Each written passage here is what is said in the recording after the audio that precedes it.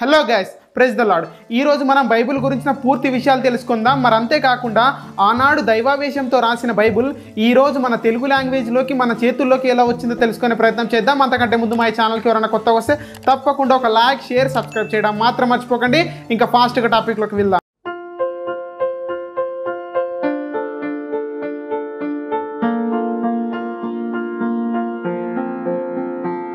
Bible మన వరకు ఎలా వచ్చిందని తెలుసుకోవడానికంటే ముందు మనం కొన్ని విషయాలు తెలుసుకోవాలి. అదేంటిదంటే క్రిస్టియన్స్కి బైబిల్, ముస్లింలకి ఖురాన్, జూస్కి తోరా ఉంటుంది. కానీ క్రిస్టియన్ బైబిల్ మాత్రము 2 పార్ట్స్గా డివైడ్ చేశారు. అవేంటి అంటే ఒకటి ఓల్డ్ టెస్ట్మెంట్, ఇంకొకటి న్యూ టెస్ట్మెంట్. మీకు ఒక విషయం తెలుసా? జూయిష్ బైబిల్ అయిన తోరా మరియు మన ఓల్డ్ టెస్ట్మెంట్ 2 సేమ్గానే ఉంటాయి. మరి తనాక్ అంటే ఏంటిదంటే తనాక్ అనేది పాత నిబంధనల్లోని మొదటి 5 పుస్తకాలు, అంటే ఆది కాండం నుంచి ద్వితీయోపదేశం కాండం వరకు ఉన్న పుస్తకాలని యూదులు తనాక్ అని పిలుస్తారు. ఈ బుక్స్ ని పెంటెటుక్ అని కూడా పిలుస్తారు. క్రీస్తు శకం 1446 నుంచి 1406 కాలం మధ్యలో మోసే ఈ బుక్స్ ని రాశారు. మొత్తం పాత నిబంధన గ్రంథాన్ని 1605 BC నుంచి 1200 BC మధ్య కాలంలో ఈ పాత నిబంధన గ్రంథం మొత్తం రాశారు. పాత నిబంధన చాలా వరకు హీబ్రూ భాషలోనే రాశారు, ఎందుకంటే పురాతన యూదులు ఎక్కువగా ఇదే భాష మాట్లాడేవారు. మరంతే కాకుండా ఇర్మియా, ఎజ్రా, దానియేలు ఈ 3 గ్రంథాలు అరామిక్ భాషలో రాశారు. యేసుక్రీస్తు మాట్లాడిన భాష కూడా అరామికే. క్రొత్త నిబంధన గ్రంథాన్ని మొత్తము 50 CE నుంచి 100 CE మధ్య కాలంలో రాశారు. 90% క్రొత్త నిబంధన గ్రంథాన్ని గ్రీకు భాషలోనే రాశారు. మొత్తం బైబిల్ని ప్రవక్తలు, శిష్యువులు, జాలరులు, రాజులు ఇలా 40 మంది కలిసి 1500 సంవత్సరాలు దైవావేశంతో ఈ బైబిల్ని లిఖించారు. దైవావేశం వల్ల రాశారన్న దానికి ఆధారం మన బైబిల్లోనే చూసుకోవచ్చు. ఎక్కడంటే 2వ తిమోతి 3వ అధ్యాయము 16-17 వచనము, 2వ సమూయేలు 23వ అధ్యాయం 2వ వచనము, 2వ పేతురు 1వ అధ్యాయం 21వ వచనము, 1వ కొరింథీ 2వ అధ్యాయము 13వ వచనంలో చూసుకోవచ్చు. దేవుడు ఏర్పరచుకున్న వారితోనే బైబిల్ రాయించాడు. ఈ బైబిల్ రాసిన 40 మంది ఎవరో, ఈ బైబిల్ని ఏ కాలంలో రాస్తారో తెలుసుకోవాలంటే కింద కనిపిస్తున్న ఈ వీడియో చూసే ప్రయత్నం చేయండి. ఇంకా ఫుల్ ఇన్ఫర్మేషన్ మీకు తెలుస్తుంది. ఈ 40 మంది బైబిల్ని ఎలా రాశారంటే ప్యాపరిస్ల మీద, రాతి పలకల మీద, జంతువు చర్మాల మీద ఈ బైబిల్ని రాసి భద్రపరిచారు. ఈ భద్రపరిచిన బైబిల్ ఎలా దొరికిందంటే 20th సెంచరీలో డెడ్ సీ పక్కనున్న కొండల ప్రాంతంలో ఒక ముగ్గురు మేకలు కాయటకు వస్తారు. అలా మేకలు కాచుకుంటున్న సమయంలో ఒక మేక ఒక కొండ గుహలోకి వెళ్తుంది. ఆ మేకను కాపాడడానికి ఈ కాపరులు వెళ్ళి ఆ గుహలోకి ఒక రాయి వేస్తారు.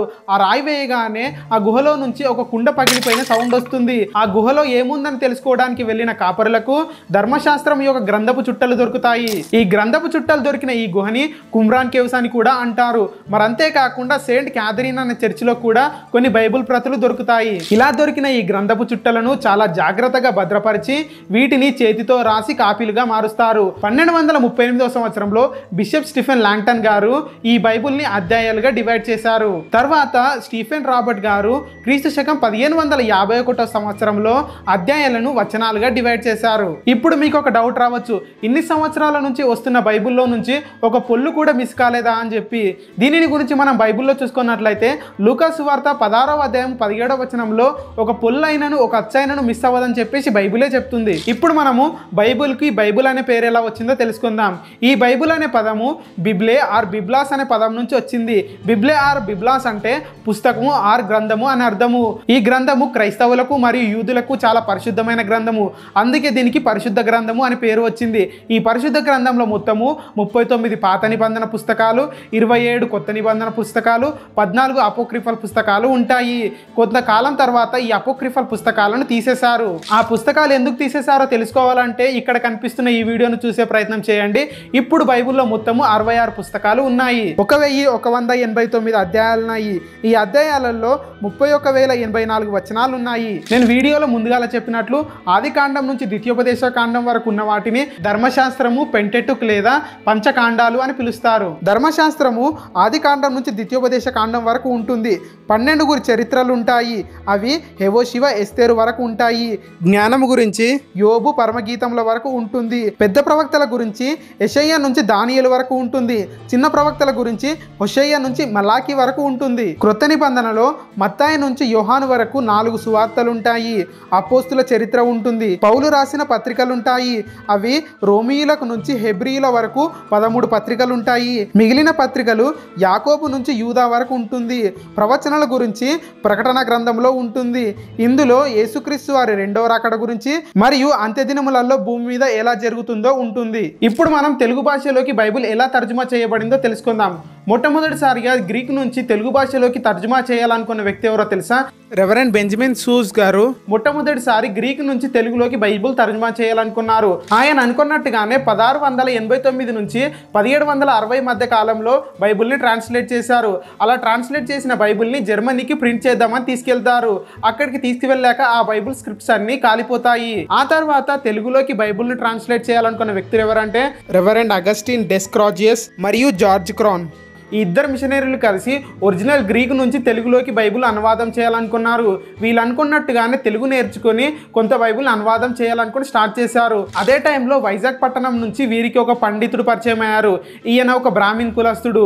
ఈయన పేరు సుబ్బరాయర్. ఈయన దేవుని నమ్ముకున్న తర్వాత ఈయన పేరు సుబ్బరాయర్ నుంచి ఆనందరాయర్గా మార్చుకున్నారు. ఈయన తెలుగు బైబిల్ ట్రాన్స్లేట్ చేయడానికి చాలా హెల్ప్ చేశాడు. రెవరెండ్ అగస్టిన్ గారు, రెవరెండ్ జార్జియర్ గారు మరియు ఆనందరాయర్ కలిసి చాలా వరకు విశాఖపట్నంలోని సిబిఎం హై స్కూల్ ఉన్న ప్లేస్ లో ట్రాన్స్లేట్ చేశారు. దీనిని అప్పుడు మిషన్ బంగ్లా అని పిలిచేవారు. వీరు ముగ్గురు కలిసి మత్తయి, మార్కు, లూకా సువార్తలను ట్రాన్స్లేట్ చేశారు. వీటిని విలియం కేరీ గారు ప్రింట్ చేశారు. ఆ తర్వాత 1809 సంవత్సరంలో రెవరెండ్ అగస్టిన్ గారు మరణించారు.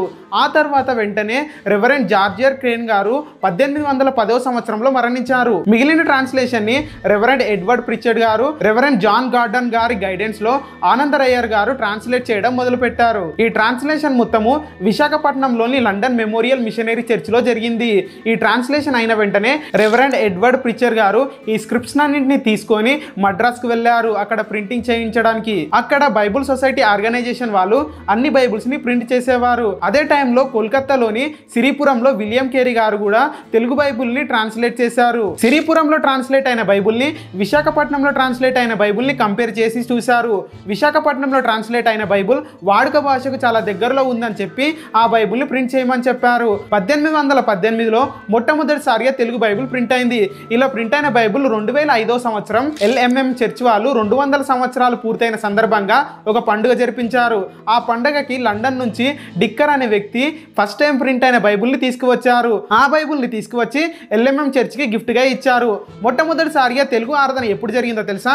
మొట్టమొదటి తెలుగు ఆరాధన 1809 సంవత్సరం ఫిబ్రవరి 12వ తారీఖున ఆనందరాయర్ గారు మొట్టమొదటి తెలుగు ఆరాధన జరిపించారు. ఇప్పుడు ఆ ఒరిజినల్ బైబుల్ ఎక్కడుందో తెలుసా?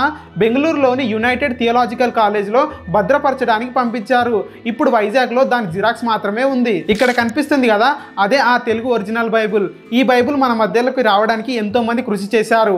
ఇప్పుడు ఈ బైబుల్ మన చేతిలో ఉందంటే మనం ఎంతో ధన్యులము. యెహోవా ధర్మశాస్త్రం మందు ఆనందించుచు దానిని దివారాత్రులను ధ్యానించువాడు ధన్యుడు. మా ఇన్ఫర్మేషన్ కూడా మీకు నచ్చినట్లయితే తప్పకుండా ఒక లైక్, షేర్, సబ్స్క్రైబ్ చేయడం మాత్రం మర్చిపోకండి. మీ సపోర్ట్ మాకు చాలా ఇంపార్టెంట్ అండి. మీ సపోర్ట్ ఉంటేనే మేము మరిన్ని మంచి వీడియోలు చేస్తాము. మీకు ఎలాంటి వీడియోలు కావాలన్నా కింద కామెంట్ రూపంలో మాకు తెలియజేయండి, తప్పకుండా చేస్తాం. Praise the lord.